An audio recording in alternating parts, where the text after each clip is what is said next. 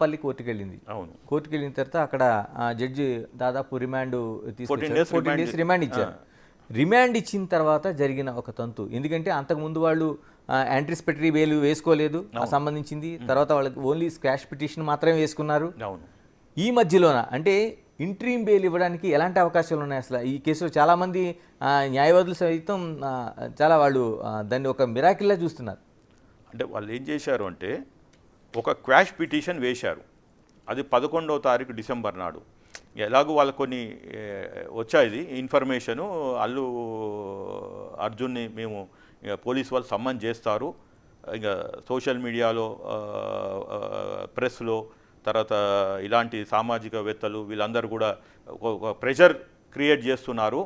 మిగిలిన వాళ్ళని చిన్న వాళ్ళని థియేటర్లో ఓనర్నో లేకుంటే అక్కడ ఏదో అది ఏంది మేనేజర్లనో ఇంకెవరినో చిన్న వాళ్ళని అరెస్ట్ చేశారు, ఈ పెద్దవాడిని వదిలేశారు అని వచ్చి ఎలాగ ఇంకా సమ్మన్ చేస్తున్నారు అని చెప్పి వాళ్ళు ఏం చేశారు, క్వాష్ పిటిషన్ వేశారు. క్వాష్ పిటిషను అది ఇంకా అడ్మిట్ కాలే, మోస్ట్ ప్రాబబ్లీ మండే అడ్మిట్ అవుతుండొచ్చు 16వ తారీఖు. కానీ ఈ లోపల ఆల్రెడీ ప్రక్రియ అంటే సమ్మన్ చేశారు, ఇన్వెస్టిగేషన్ చేశారు, ఇన్వెస్టిగేటివ్ ఆఫీసర్ అరెస్ట్ చేశాడు, అది ట్రయల్ కోర్టులో ప్రొడ్యూస్ చేశాడు, అక్కడ ఉన్న trial court judge 14 days remand ఇచ్చాడు, ఆ ప్రక్రియ అయిపోయింది. That is lower court. Okay.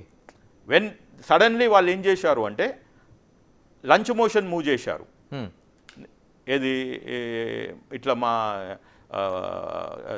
మా పిటిషనర్ దారుణ్యం లేకపోతే మా క్లయింట్ని అని వాళ్ళ డిఫెన్స్ లాయర్ ఓకే ఇట్లా లంచ్ మోషన్.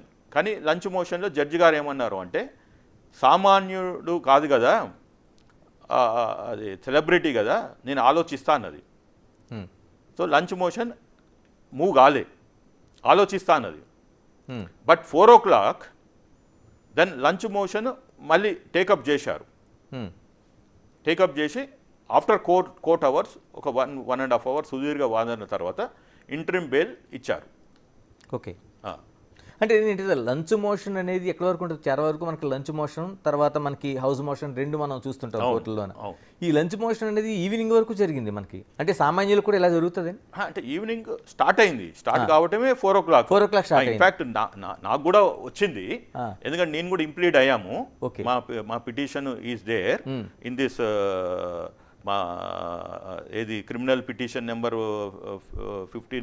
1527 of 2024లో మేము ఇంప్లీడ్ అయ్యాం. కాబట్టి నేను కూడా ఉన్నాను, కానీ నేను పార్టిసిపేట్ కాలేదు ఎందుకంటే మా అవసరం లేదు. నిన్న నాకు లింక్ వచ్చింది, దో ఐఎమ్ ఇన్ ఢిల్లీ, నేను పార్టిసిపేట్ అంటే my involvement yesterday was not required. కదండి శ్రీనివాస్ రెడ్డి గారు, ఎలా ఇస్తారండి ఒక కింది కోర్టు 14 days రిమాండ్ విధించిన తర్వాత ఇంట్రీమ్ బెయిల్ అనేది అప్పటికప్పుడు, అంటే వాళ్ళు అంతకుముందు వేసుకోలేదు, వాళ్ళకి ఏమైనా స్క్వాష్ పిటిషన్ ఏమో ఒక రోజు తర్వాత మండేకి ఎప్పటికో దానికి నెంబర్ అయి ఉంది, ఈ మధ్యలో ఇచ్చేదాన్ని లంచ్ మోషన్లో ఇచ్చే అవకాశం ఉంది. మీరు ఎన్ని కేసులు చేస్తుంటారు? అంటే వీళ్ళు ఏం చేశారంటే దే హావ్ బ్రాట్ ఎక్స్ట్రాడినరీ ఒక కేసు తీసుకొచ్చారు, అర్నో గోస్వామి కేసు అని. Okay. Arnab Goswami versus state of Maharashtra. That is November 2020లో supreme court under extraordinary circumstances personal liberty constitutional right మీద అది అతన్ని రిలీజ్ చేసింది. కానీ the circumstances of that case are totally different. నేను అడుగుతున్నది అప్పుడు మనకు అరవింద్ స్వామి మహారాష్ట్ర కేసుకు సంబంధించి అల్లు అర్జున్కి సంజయ్ థియేటర్ కేసుకి ఏమైనా సంబంధం ఉందంటారా? అంటే to a large extent facts circumstances difference. కానీ ఇక్కడ ఏంది అంటే ఓన్లీ వాళ్ళు ఇక్కడ కింద కోర్ట్ ఏమో trial court is going on the facts and merits of the case, అక్కడ అది నడుస్తుంది కేసు. ఇక్కడ వీళ్ళు వచ్చింది ఏంటంటే హైకోర్టుకు వచ్చారు. మా ఒక పిటిషనర్ అల్లు అర్జున్ ఒక లిబర్టీ కాన్స్టిట్యూషనల్ రైటు ఆ ఒక్క పాయింట్ మీద వచ్చారు. అది జడ్జి గారి డిస్క్రిషన్, ఇవ్వచ్చు ఇవ్వకపోవచ్చు. కానీ అక్కడ ఏమైందంటే స్టేట్ కూడా ఎక్కువ ప్రెస్ చేయలే. Had they have pressed not to grant bail, the proceedings would have been for couple of days. ఎందుకంటే అది అర్నబ్ గోస్వామి గారి జడ్జిమెంట్ కాపీ 55 పేజీలు. నిరంజన్ గారు ఒక 5 నిమిషాలు మాట్లాడారు, ఇంకొక 5 నిమిషాలు క్లోజింగ్ మాట్లాడారు అంతే. వారు మాట్లాడిందే జడ్జి గారు అంటే వారి డిఫెన్స్ లాయర్. అంటే మీరు సీనియర్ అడ్వకేట్గా ఉన్నారు, హైకోర్టులో ప్రాక్టీస్ చేస్తున్నారు. నిజంగానే అరవింద్ గోస్వామి కేసుకి కానీ లేకపోతే అల్లు అరవింద్ కేసుకి కానీ ఏమైనా అల్లు అర్జున్ కేసుకి కానీ ఏమైనా సంబంధం ఏమైనా ఉందా? Except the last point of Liberty and constitutional right, అది తప్పితే టోటల్ ఫ్యాక్ట్స్ ఆర్ డిఫరెంట్. అది ఒక civil case converted into suicide by ఇతను డబ్బులు ఇవ్వకుంటే వాళ్ళ ఆర్కిటెక్ట్కి ఆయన ఒక నోట్ రాసి చనిపోతాడు, నాకు డబ్బులు టైంకి రాలేదు కాబట్టి నేను చనిపోతున్నా అని. అది అంటే abetment to suicide. Okay, but అది still it a civil case. కానీ వాళ్ళు ఇక్కడ ఏమైందంటే పొలిటికల్ వ్యాండేటా కోసము అరెస్ట్ చేశారు. వాళ్ళ అర్నబ్ గోస్వామి వారు వాళ్ళ ఫ్యామిలీ మెంబర్స్ హెరియస్ కాప్సెస్ వేశారు. అది అందుకని అది డిఫరెంట్. మీరు చాలా కేసుల్లో చూస్తుంటారు కదా, ఎక్కడైనా సరే కింది కోర్టు 14 days రిమాండ్ విధించిన తర్వాత ఒక ముద్దాయికి, అవును, అంత తొందరగా కొన్ని గంటల వ్యవధిలోనే హైకోర్టు మనకి ఇంట్రీమ్ బెయిల్ ఇచ్చిన దాఖలాలు ఎన్ని చూస్తుంటారు మీరు?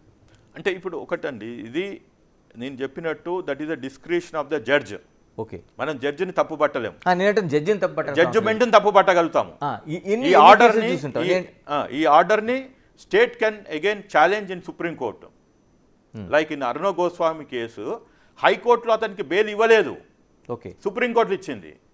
ఇప్పుడు నేనేమంటున్నా అంటే, ఇప్పుడు రేవంత్ రెడ్డి గారు వారే హోమ్ మినిస్టరు, వారి public prosecutor is from the home.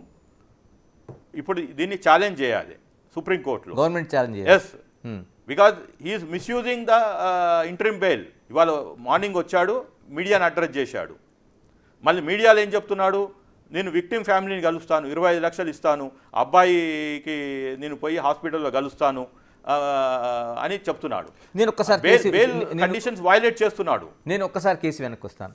అంటే ఇది అల్లు అర్జున్ ప్లేస్లో కాకుండా, అంటే ఒక కింది కోర్టు అనేది దాదాపుగా 14 days ఇచ్చిన తర్వాత, రిమాండ్ విధించిన తర్వాత, నాంపల్లి లాంటి కింది కోర్టు, హైకోర్టులో ఏదైనా సామాన్యుడు ఆ ప్లేస్లో అల్లు అర్జున్ కాకుండా సామాన్యుడు ఉంటే సాధ్యమేనా? సాధ్యం కాదు, క్లియర్గా చెప్పేస్తున్నా. It is highly impossible.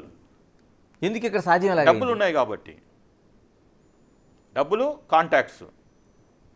ఇప్పుడు మీలాంటి వాళ్ళు నాలాంటి వాళ్ళు అయితే హైకోర్టుకి ఇప్పుడు మన దగ్గర డబ్బులు లేవండి, ఢిల్లీకి పోవాలి, ఎట్లా పోతావు? ట్రైన్లో పోతావు. డబ్బులు ఉన్నాయి కాబట్టి ఫ్లైట్లో పోతావు. అంటే నేను అడుగుతుంది ఇక్కడే, డబ్బులు ఇక్కడ ఉండడానికి, మనీ లేకపోవడానికి ఏంటి అంటే అంత స్పీడ్గా అంటే ఆ లాయర్లు మూవ్ అవుతారా, లేకపోతే ఆ జడ్జిల దగ్గరికి తీసుకెళ్లాల్సిన కేసుని మూవ్ చేస్తారా, లేకపోతే ఇందులోనే స్పెషల్గా తీసుకునే అవకాశం డబ్బును అడుగుంటుందా? అంటే ఇప్పుడు నేను అదే అంటున్నాను, డబ్బులు ఉంటే you will hire good lawyers, eminent lawyers, subject experts. వాళ్ళకి కోర్టులు ఎలా నడుస్తాయి, ఆ day in and out techniques తెలుసు వాళ్ళకి. ఇప్పుడు ఏదో మారుమూల గ్రామంలో మన తెలిసిన లాయర్ ఉంటే ఆయనకు సుప్రీంకోర్టు ఎట్లా నడుస్తుంది, హైకోర్టు ఎట్లా తెలియదు. అంటే ఇక్కడ మీ మాట కట్టేస్తున్నాను, గుడ్ లాయర్స్ ఏంటి, లేకపోతే మిగతా మీరు చెప్పిన ఓడింగ్ లాయర్ ఏంటి? అంటే గుడ్ అని కాదు, expert lawyers, domain expert lawyers. Okay, ఆ సబ్జెక్ట్ డొమైన్ ఎక్స్పర్ట్ లాయర్స్. ఇప్పుడు ఓన్లీ బెయిల్ ఇప్పించే లాయర్స్ ఉన్నారు, ఫాస్ట్ మూవ్ చేస్తారు. They may even charge very hefty fees. ఎంత తీసుకుంటారండి? అంటే మనకు కరెక్ట్గా ఇలాంటి కేసుల్లో ఇంత తొందరగా, అంటే 14 days రిమాండ్ విధించిన తర్వాత కొద్ది గంటల్లోనే ఇంట్రీమ్ బెయిల్ రావాలంటే 2 crores దానికి ఛార్జ్ చేస్తారు. 2 కోట్లు. దెర్ ఆర్ అంటే నాకు పూర్తిగా ఎవిడెన్స్ హియరింగ్ అంటే మనం ఉన్న లాయర్ సర్కిల్స్లో మాట్లాడేది ఏంటంటే పలానా వాళ్ళు అపియరెన్స్ అయితే 1 crore 2 crores ఛార్జ్ చేస్తారు అని. సో అట్లా ఉన్నాయి. ఇలా ఇంకొకటి, ఈ కేసుకు సంబంధించి మనకి ఆ పూచీకత్తులకు సంబంధించి కేవలం 50,000 రూపాయల బాండ్ తీసుకున్నారు ఉన్నది. అందరికీ అలాగే జరుగుతుంది, లేకపోతే మిగతాది సంతకాలు పెట్టడం కానీ, లేకపోతే వాళ్ళకి ఒకరికి షూరిటీ ఇవ్వడం కానీ, ఇటువంటివన్నీ మనం కోర్టులో చూస్తుంటాం వన్స్ ఒకసారి వాళ్ళకి పెట్టిన తర్వాత. ఎందుకంటే అలాంటి కూడా మినహాయింపులు ఏమైనా ఉంటాయి? అంటే ఇది ఇప్పుడు ఇక్కడ వచ్చింది ఏంటంటే this is all coming from Aruna Goswami case ఇందాక మనకు చెప్పినట్టు. అందులో మీరు చూస్తే ఇది 55 పేజీల సుదీర్ఘమైన జడ్జిమెంట్. అందులో ఆపరేషనల్ పార్ట్ క్లియర్గా రాస్తారు. ఏంది పారాగ్రాఫ్ నెంబరు 66లో sureties, okay yeah, para number 67లో కంక్లూజన్ పేజ్ నెంబర్ 54లో ఇదే రాస్తారు. ఏంది a personal bond in the amount of ₹50,000 to be executed before the jail superintendent. అంటే నేనేమంటున్నా అంటే ఆ జడ్జిమెంట్ని సైటేషన్ చేశారు కాబట్టి more or less facts circumstances different ఉన్నా ఒక liberty constitutional right a person cannot stay not even 1 hour 1 day in jail అనే ఒక దాని మీద వాదించి వాళ్ళు ఈ ఒక జడ్జిమెంట్ సైటేషన్ చేస్తూ అదే బెయిల్ కండిషన్ మీద వచ్చారు. ఇదే సుప్రీంకోర్టు ఇచ్చిన బెయిల్ కండిషన్ మీద. ఓకే, అంటే మోరల్ లెస్ నేనేమంటున్నా అంటే the foundation of the argument it self is wrong అని చెప్తున్నాను. సార్ నాకు చెప్పండి, మనకి ఇప్పుడు 11:30కి అరెస్ట్ చేశారు, అవును, 12 గంటలకు రిమాండ్ చేశారు, 1 గంటకు లంచ్ మోషన్ జరిగింది, 2:30కి హీరింగ్ జరిగింది, 4:30కి ఆర్డర్ ఇచ్చారు, 6:30కి ఆర్డర్ కాపీ బయటకు వచ్చేసింది. అంటే 6:30 తర్వాత విడుదల చేసిన ఏవైతే జైలుకి ఇచ్చేదానికి చెల్లుతుందండి సామాన్యుడికి? అయితే లేదు. ఇప్పుడు సామాన్యంగా జైల్ మాన్యువల్ అంటాము, జైల్ రూల్స్ అంటాము. వాళ్ళకి ఆర్డర్ కాపీ మనకి ఇది ఈమెయిల్ లేకుంటే ఇది కాదు. వాళ్ళకి సైన్ అంటే sign in ink and with seal original copy తీసుకొని జైల్ సూపరింటెండెంట్కి ఇవ్వాలి. ఓకే, ఇస్తే అతను ఒక 1/2 hour పడుతుంది ఆయనకి time. So the closing itself is around 5:30. తర్వాత అతను